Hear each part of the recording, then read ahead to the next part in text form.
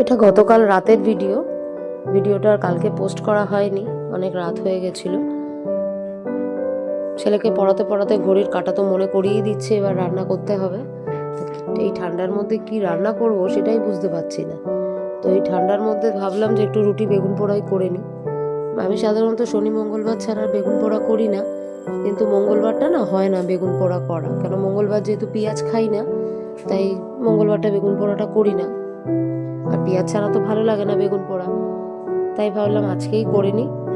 তাই একটু রুটি বেগুন পোড়া করলাম, তার সাথে একটু আলু চচ্চড়িও করেছি। আমরা সাধারণত রাতে ভাতই খাই, কিন্তু এই ঠান্ডা পড়ার জন্য না আর ভাত খেতে ইচ্ছে করছে না। যত কষ্টই হোক রুটি বানিয়ে নিচ্ছি, রুটি বানিয়ে নিয়ে রুটি খাচ্ছি। আমার ছেলে তো একদমই রুটি খেতে চায় না, ওর বাবু ভাতই খায়, কিন্তু ওকেও আজকে রুটি খাইয়ে দিয়েছি। বললাম না, ঠান্ডার মধ্যে রুটি খা। তোমরা কে কোথা থেকে ভিডিওটা দেখছো আমাকে জানিও।